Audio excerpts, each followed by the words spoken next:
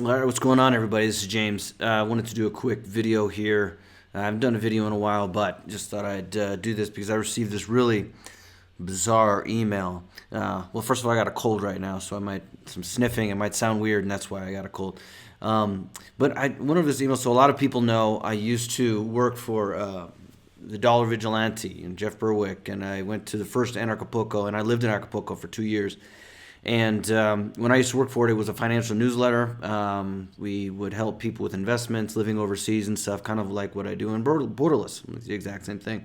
And there was a bunch of things that went wrong in the past with this Dollar Vigilante, and a lot of the advice that they've given on financial stuff has been really bad. And so basically, they stopped being a legitimate financial newsletter, and now it's just about supposed anarchy. I don't even know what it means in this context, and I'll show you what I mean.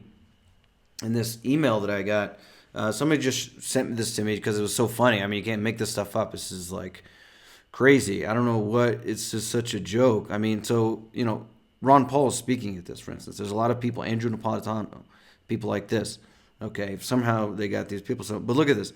So, first of all, it's written, it's an email sent out, getting every people to sign up for Anarchapulco, which evidently a lot of people are going. And it's written by this lady, Dana Martin. For those who don't know Dana Martin is a lady who talks about radical unschooling, and you shouldn't give any rules to your kids. You let them go to sleep and wake up whenever they want. They can eat whatever they want. They can wear whatever they want. They can choose to or to not to learn how to read, all this type of stuff. Okay. All right. I mean, look, I believe that public schooling is horrible, and there's a lot of ways you can get around that. Some private schools are okay. Some unschooling is okay. Tutors, things like that. But this, no rules for your kids and all that. I mean, this. Whatever, but I just don't know what that has to do with free markets and anarchism and all that. All right, so we get down to it, and she starts out talking about when she was a child, she used to watch the Love Boat and see Acapulco, and then here it goes. Since the Love Boat era, the crime that took place here many years ago is a thing of the past and part of the history of Mexico now. No. The violence and security problems in Acapulco is still getting worse. That's not getting better. It's always in the top 3 highest murder rate per capita cities in the world for the last, 5 years. That's not getting any better.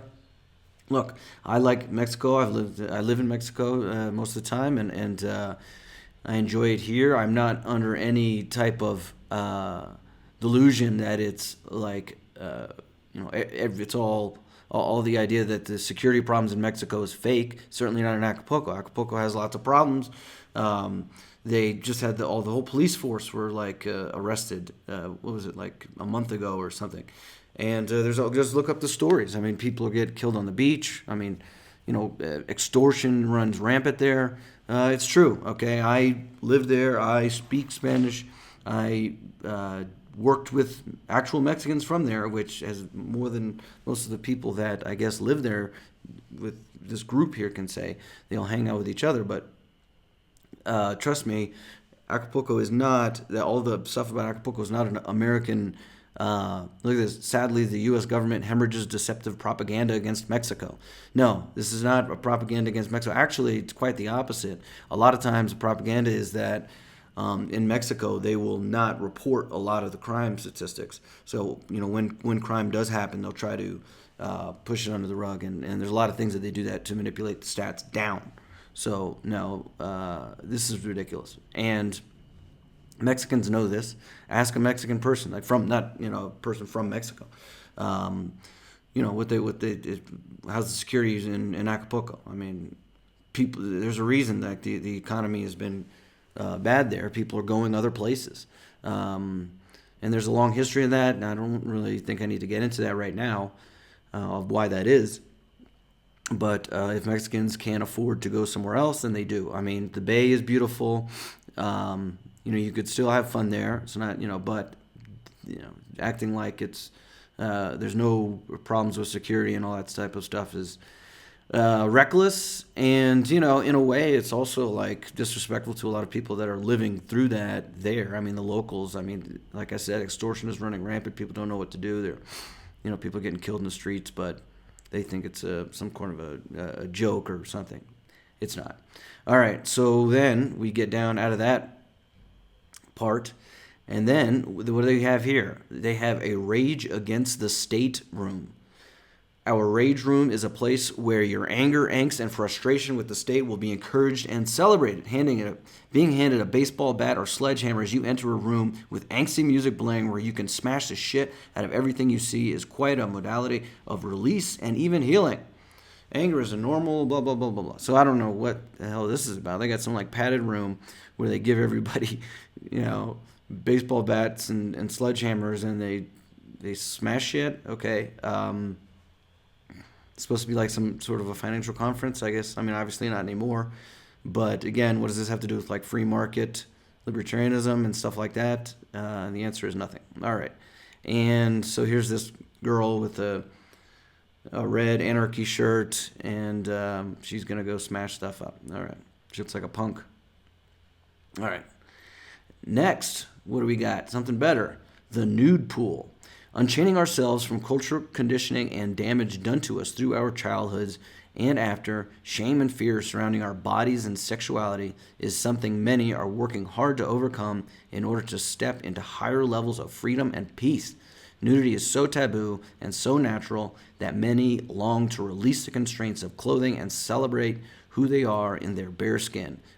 Whether you're an attendee who wishes to feel the freedom of unclothing yourself just once for the life experience, or if you are a seasoned nudist, our nude pool will offer something very unique to you at your time in Anarchapulco. So you're going to have a nude pool. All right, if people get naked, you have to get naked to get in this pool. Whatever. It's pretty leftist to me, sounds like. They got some kind of like hippie commune or something where they...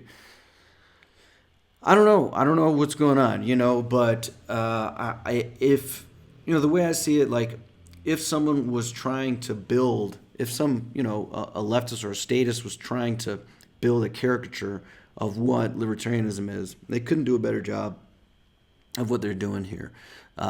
People can go to Anarchapulco, where, it's lawless place where they can get away with doing whatever they want. They can go do drugs. They can rip people off. They have all kinds of pump and dump schemes at Anarchapulco, and they've already, I don't need to get into all that. It's a fact, all right? There's been tons of fake things, people losing their money one after another, schemes like this. So, like I said, that's exactly what the leftists think, because, libertarians and small government people, they want a place where there's no state, so they can just rip everybody off and everybody can do drugs and, get prostitutes and, let their kids just run wild with no discipline and, run around naked and smash stuff, with whatever the hell. I don't know. But it is not what free market anarchism is about, or libertarianism. And I don't know what this has to do with living overseas and all this. I mean, this freedom that they're talking about is completely different. It's more like a leftist type of freedom, no restraints on anything or everybody. That's not what... the type of freedom that you want is about. It's about, you have your own rules for yourself. You have your own inner constitution, and you know how to conduct yourself so that you don't need the authority of others to tell you what to do. And then you can have a free society when people control themselves and have their own rules. And they need to conform with the people around them and all this type of stuff. You can't have a society. But this is just kind of some weird, leftist. You need to bust down any type of constraints. It's kind of a postmodern idea of liberalism, being liberated not only from, the church and the state, but also from any types of constraints. It's very in line with the postmodern stuff of, you have no gender and you can be whoever you want to be. You can just you can be a dog or attack helicopter or whatever the next day. Is all about freedom from constraints of reality, freedom from any sort of rules, and the rules of nature. And so there you go. This is what's happening now down there. For some reason, they got Ron Paul to get on board with it, and again, Andrew Platano, some other people that are very well-known kind of libertarian type people, and they're speaking next to David Icke.